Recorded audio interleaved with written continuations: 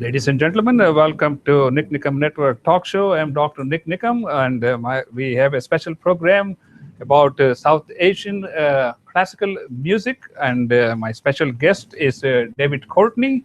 And It's a David, pleasure to be nice to here. meet you. Good to And see you. ladies and gentlemen, you can watch this live video stream going to YouTube and Google Plus. And if you would like to listen to this, you can download our app, which is called NNN Media, and then you can listen on Android or Apple platform.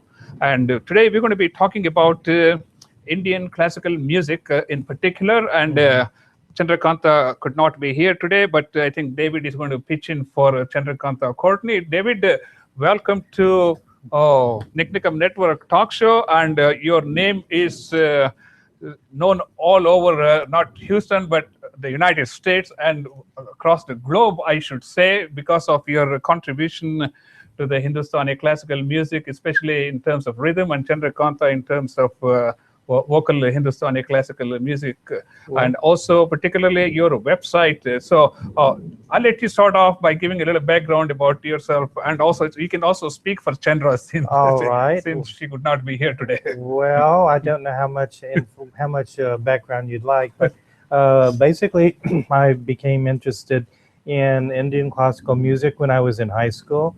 Yeah. Started learning under a few amateurs, and then that continued into college. And then about midway through college, I left my program of bioengineering, moved to California, and enrolled in the Ali Akbar College of Music.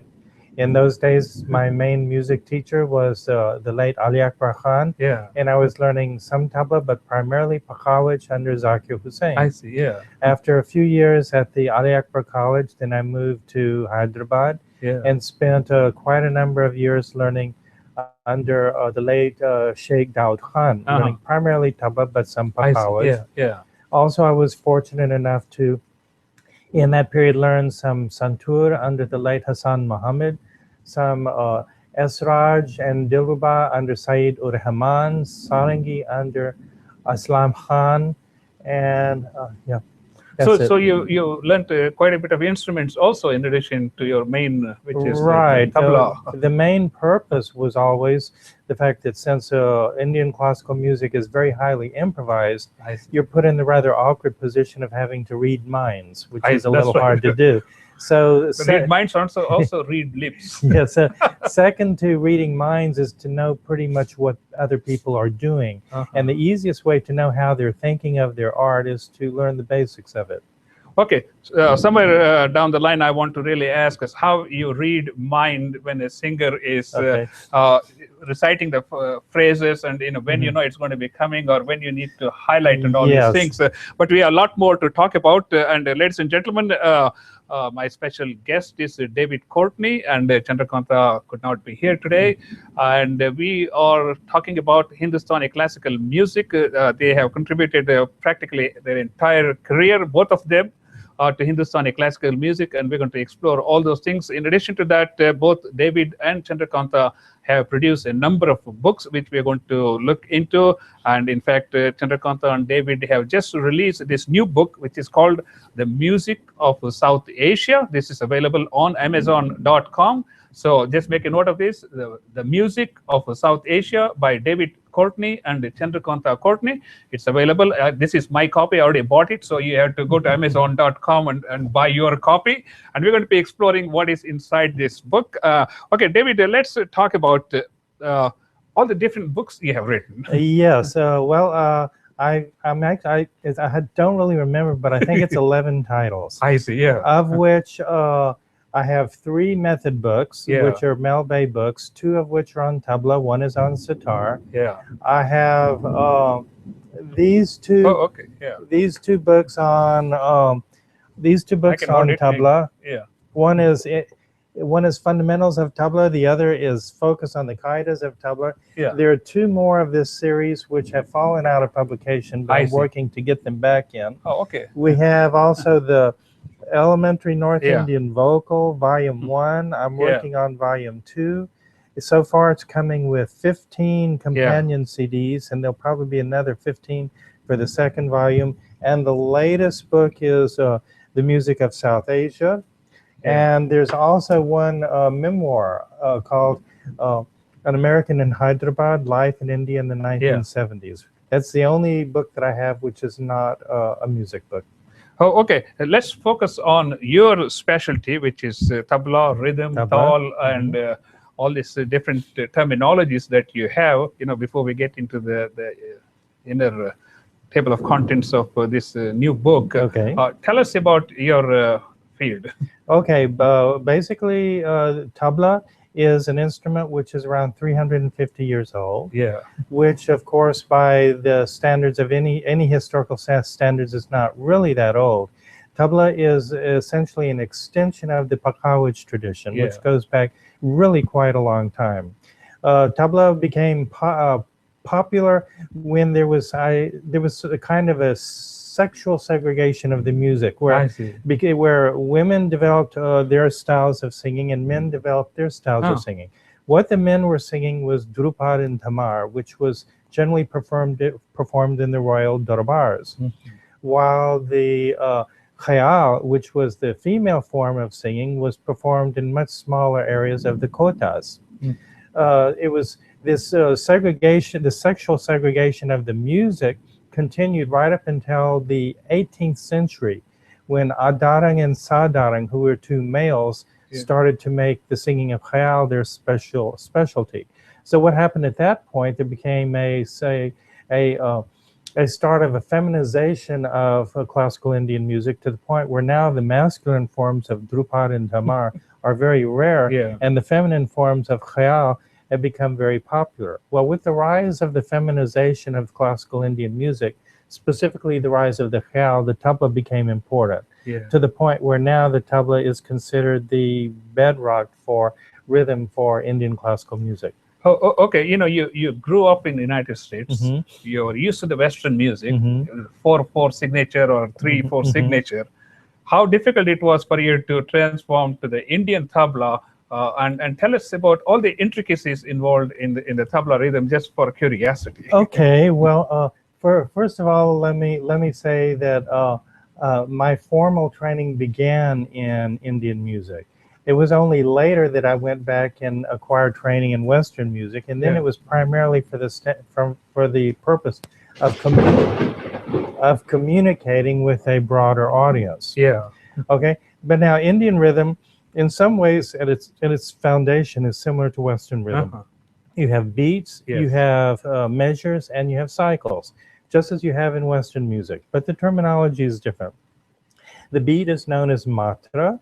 The measure is known as vibhag, which is a very pregnant term because it implies that it's part of something larger, which is the avartan, which is the cycle. Vibhag, I think, is a Sanskrit word for division. Division. It can mean chapter, section. It means a portion of something. I see. Well, the interesting thing is from there begins to be a divergence between Western concepts and Indian concepts. Western concepts put their prime focus on the vibhag, the measure. While in India, one puts your prime focus on the cycle, the avartan. Now that becomes very significant because when you place your emphasis on the measure, you almost never change the measure. On the other hand, in Indian music, because your emphasis is on the cycle, a mixed measure is very, very, very common. For instance, japtal of 10 matras would be 1 2 1 2 3 1 2 1 2 3. Okay. Now you can sometimes do some interestingly enough, this is the tal. This is where the word tal comes from. Every vibhag is specified by either a clap or a wave. And a wave is really no more or less significant than a clap, but it allows you to keep track of things where otherwise there would be a confusion. Like in the case of japtal, 1 2 1 2 3 1 2 1 2 3. If they were all claps, you wouldn't know where you were. So these 7 beats you have. That's 10 beats here. 10 beats you have. So you can't really match it to the Western 4/4 signature, something like that. Can we? Well, if you do a lot of gyrations, you can call it a 5/8 or even a 5/4 time signature.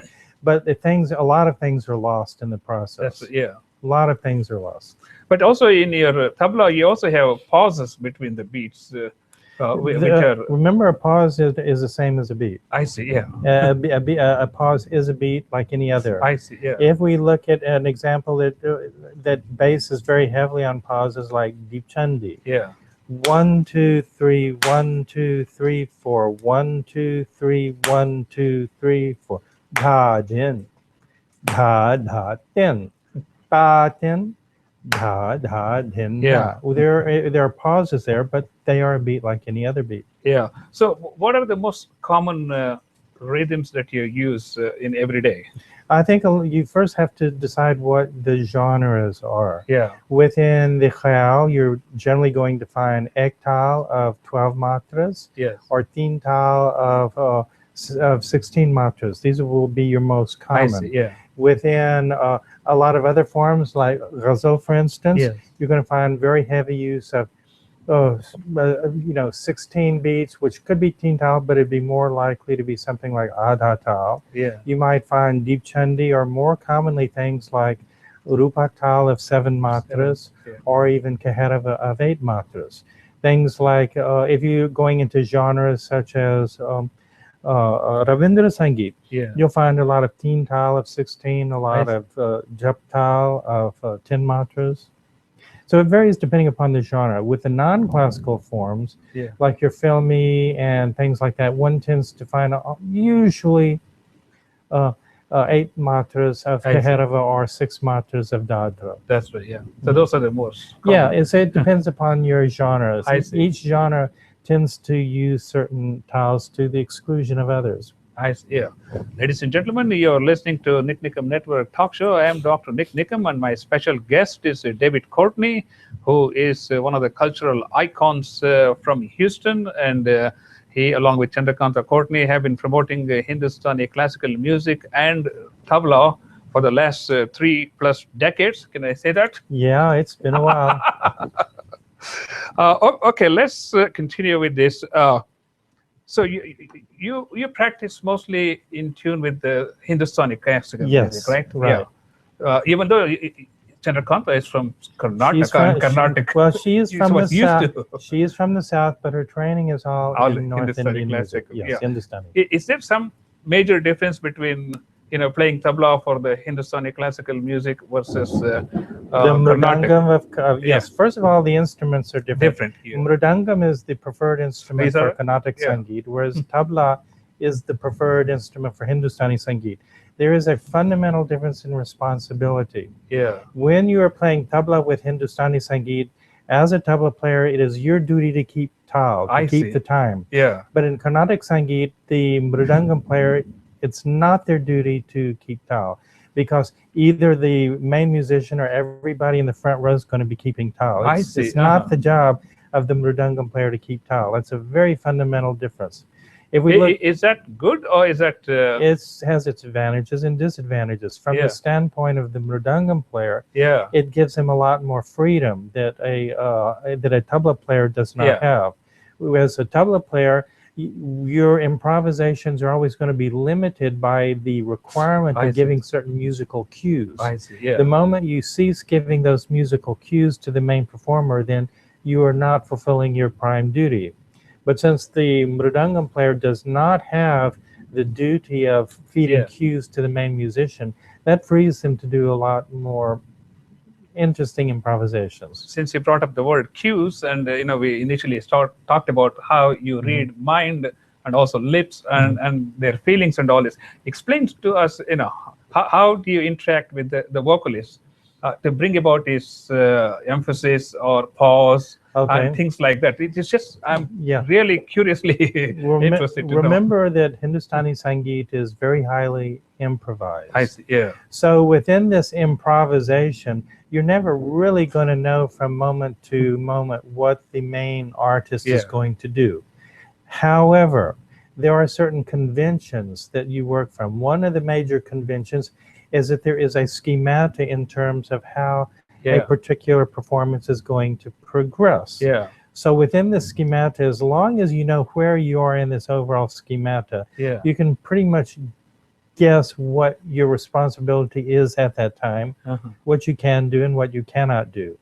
Of course, it becomes much easier if you work with an artist a lot, because in addition to the schemata, you have a certain sense of how a particular artist is going to treat things. And even though you're not able to read minds, you are still able to make things function in a nice, lively, and in a coherent manner. Is that an art, or is this like a science, or is... It's a little of everything. It's a little of everything. Yeah. When it comes to describing the schematas can be written out. Once you know the genre, you can write out what the schemata is going to be.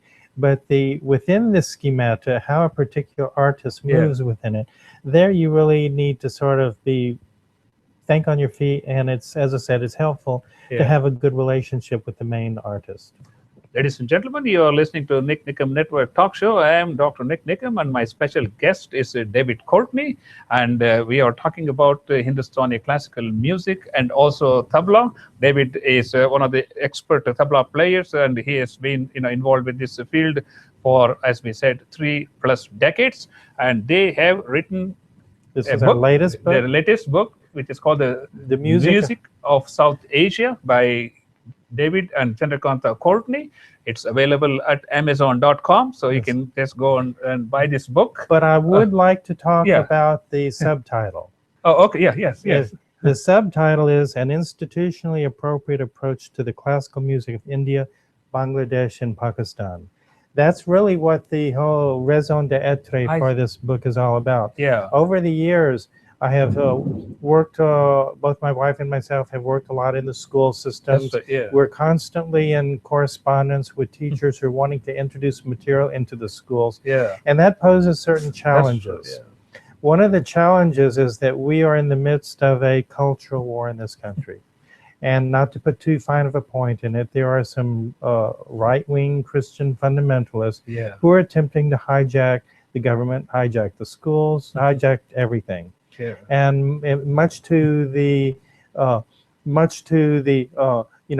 the positive side of the school systems, they are doing everything they can to resist this disruptive influence.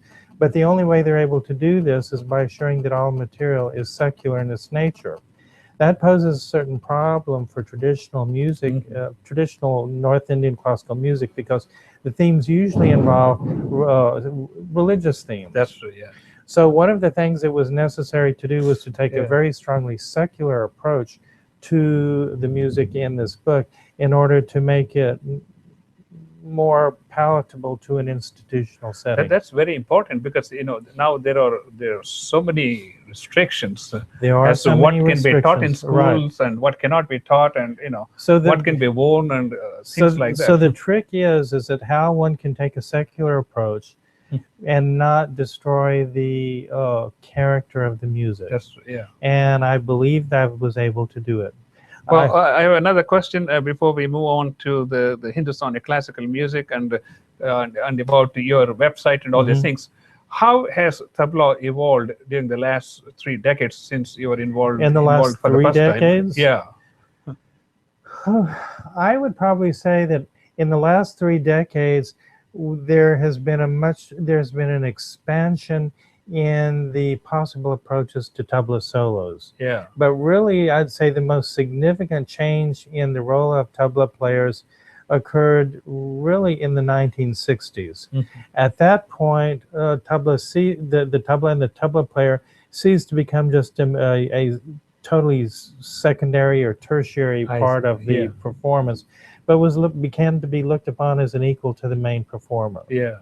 So really, the biggest change occurred actually just about the time I started becoming interested in the music. That's interesting. Ladies and gentlemen, you are listening to NIKAM Network Talk Show, and we are talking about Hindustani classical music, and my special guest is David Courtney. Okay, let's change gears. And you've been playing rhythm for Hindustani classical music all your life.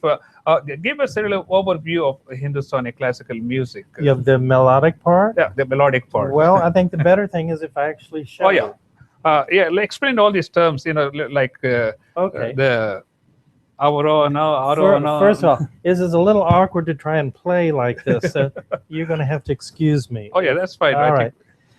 Let's start. The basis of Rag it starts with the scale. Let's start with the basic scale.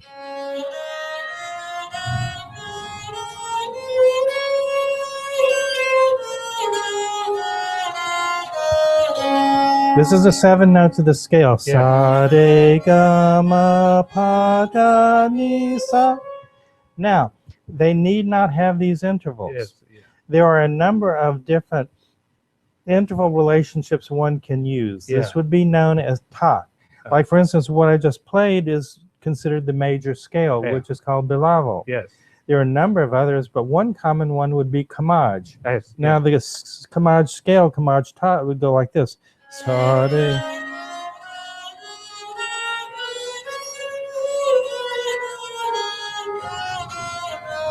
Now that differed in that the 7th, instead of being a natural 7th, became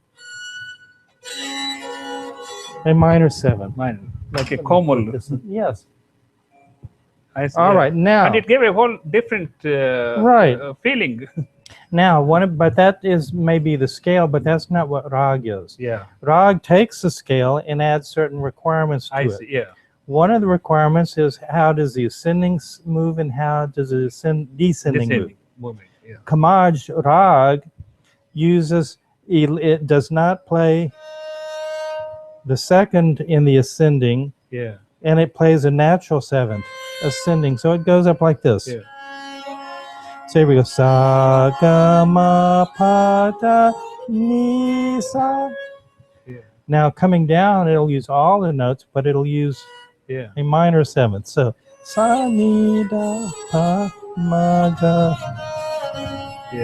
So when one looks at Rag Kamaj, it'll go like this.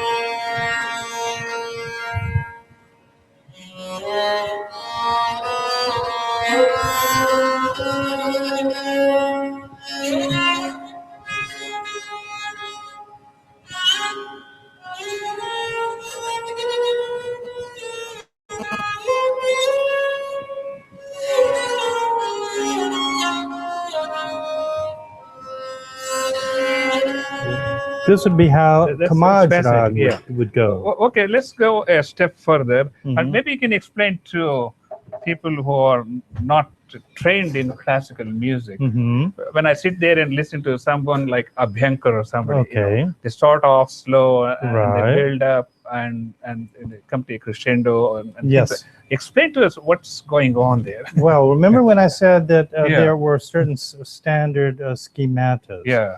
Well, you can expect that for within certain genre of music, you can expect a standard progression of movements. For instance, the first movement, which is obligatory, is called the alap. What I just played there, a section was alap. An alap is a free elaboration of the rag. It has no rhythm. But the particulars of the rag must be shown in its greatest clarity. I see. That what I just played was alap. Now afterwards, an optional form, which is sort of falling out of fashion, is called the nom-tom. Nom-tom is very much like alap, except there is a rhythm, but there's no rhythmic cycle. An instrumental version known as Jord would sound like this.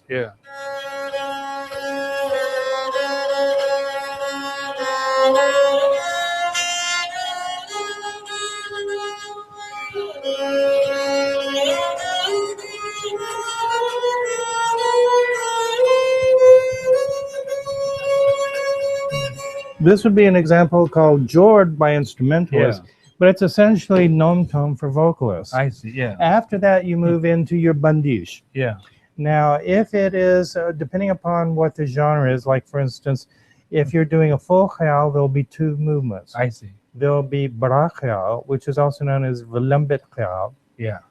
This will most normally be in a very, very slow echo. Yeah, I see. Most of the playing is alapish, but there is an underlying tabla. I see, yeah. But the important part of that is the mukra, which is just a couple of beats before some, which is a rhythmic section coming to some. I see, yeah, I see. That's the characteristic of your brachial. Yeah. Then after this is fully developed, there is a very sudden transition to the next movement, which would be your chotakhayal. I see, yeah. It's also known as your drukhayal. Yeah. Your drutkhayal or chotakhayal is usually in tintal, but it could be in a number of other beats. I see, yeah.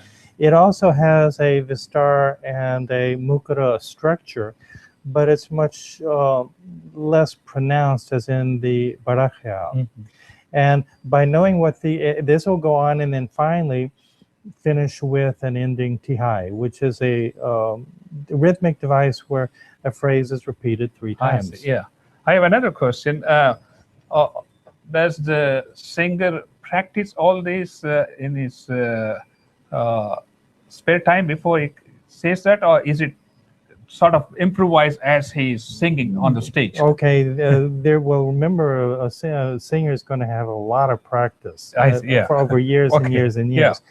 But it's not worked out. The majority of the khayal will be improvised on stage.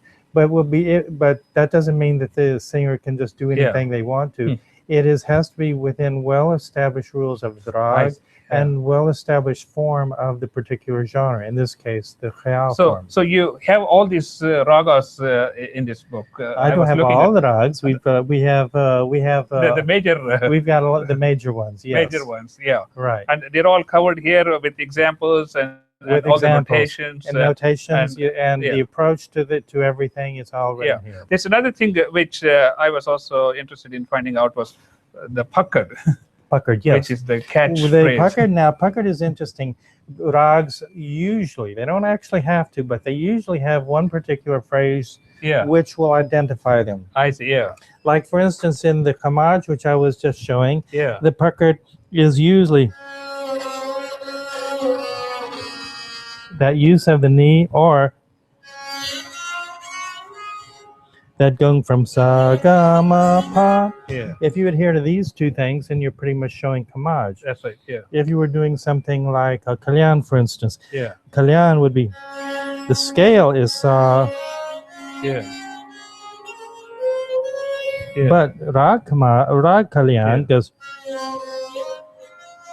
the omission of rishab going up, this ni re ga.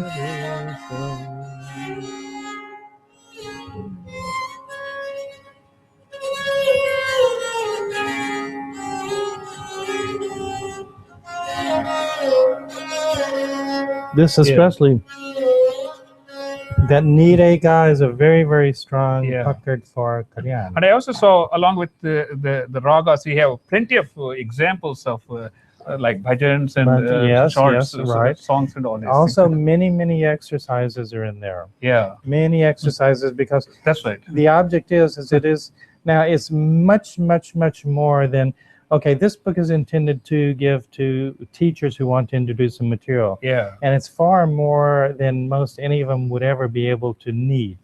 The object is to give them stuff that they can sift through and give whatever they feel would be appropriate. Yeah. Another thing that one finds at the back of this book is a number of sample questions. I see. It could be used in a institutional setting. Okay.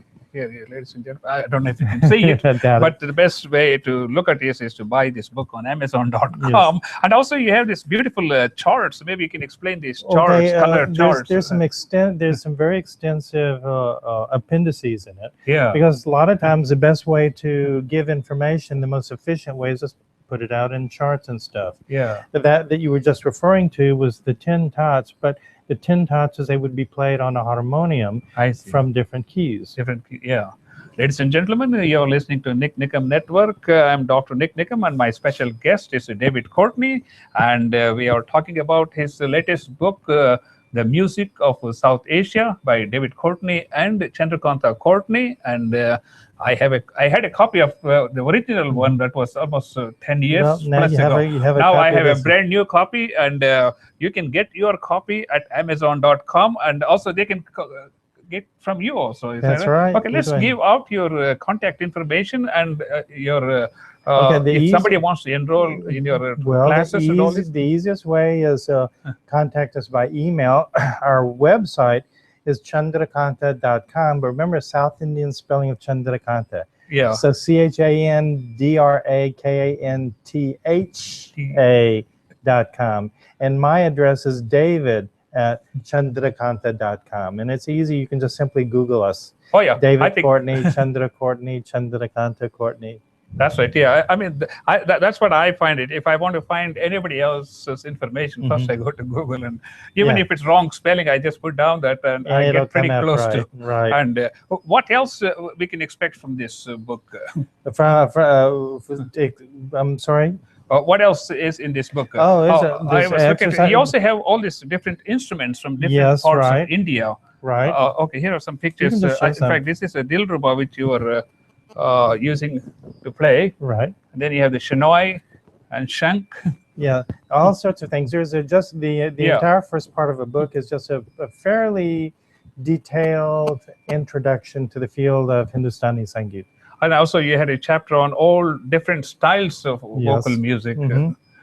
Oh, okay. Ladies and gentlemen, you are listening to NIKAM Network Talk Show, and I'm talking to David Courtney, who is one of the cultural icons of Houston, and he's known all over the world. And I'll tell you, what makes him so special. Okay, let's talk about your music studio. Studio, yes, I have. Yeah. I have a state-of-the-art studio in my home. Yeah. It's a Mac-based. I've got about 5 or 6 hard disks, roughly around 12 terabytes of storage. Yeah. I'm using a 8-core Mac Pro. I will use different software packages according to what my mood is and what the job is required. And it's a very complete studio. So if someone comes, a vocalist comes and says, okay, I want to record this bhajan or a pop song like that, how do they go about doing that? Okay, first of all, I try and come up with a workflow. I see, yeah. Because the easiest workflow is just sit them down and the musicians and stick microphones in front of them and record it. I see. Usually a couple of hours so you can get things done, but that's almost pointless because nowadays people have expectations in terms of production quality that you're not going to be able to do that way. Yeah. The opposite extreme is to sit and lay everything down on a track-by-track basis, which will take a very, very long time, but produce the highest production value. But there are all kinds of sliding scales in between. So the first thing I attempt to do is try and figure out for that particular person, where in this sliding scale of production value should we aim for? I see, yeah. And because everything has the stick a couple of microphones and have people sing and do it is the cheapest way of doing things. And if I feel that economy is the major consideration, well, we'll do it that way. But on the other hand, if people are staking their reputation on something, well, obviously they want fairly high production value. So how do you get all the different instrument sounds into the tracks? Sometimes I will use samples. But I try and stay away from a lot of samples because everyone tends to be using the same samples. So if you're not careful, your music will sound like everybody else's. Yeah. So as much as possible, we try and use real musicians. I see. Lay down the core of everything using real instruments and real musicians, and then just sort of use samples in order to sweeten things up a bit. That's generally the approach I take. Ladies and gentlemen, we are talking about Hindustani classical music and tabla, and my special guest is David Courtney, who, as I said, is the cultural icon of Houston. He, along with Chandrakantha, have trained a lot of students in this city, some of whom have gone to become Bollywood playback singers. We have a number of students who've done very well. Yeah. In the classical field, one student we're very proud of is Ashwin Brode. But also in terms of others, a few years ago, Mauli Davi, she was a student of my wife's, and she went on to become quite notable in that Sarigama contest. Now she's a playback singer in Bombay. Yes, right. She was an old student of Chandra's, and well, we've taught a lot of people for a long time. I had one student the other day, and I realized that I had taught their parents and their grandparents. Is that right? That's fascinating. So getting on the third generation now. Okay, let's get to one final topic for which you and Chandrakantha are known all over the world, and that is your website. Our website. Tell us about your website. Chandrakantha.com is one of the most highly visited, one of the most highly trafficked website on Indian music in the world. And we've been running it since the mid-1990s. Yeah.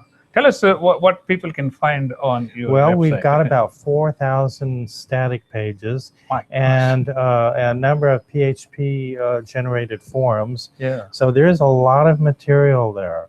Some typical things that most people, some of the more popular areas is we have one area where if someone is looking for a teacher, we have teachers listed from all over the world. It's categorized according to the country. We also have some of the more popular things. We have film songs categorized by rags. We also have them categorized by particular tals. So if you're trying to get a sense of what a particular rag or particular tal is, you can go and get very accessible film songs, which will help give you a feeling for what that is all about. That's fascinating. We also have descriptions, sometimes brief, sometimes extensive, on dozens and dozens of Indian instruments.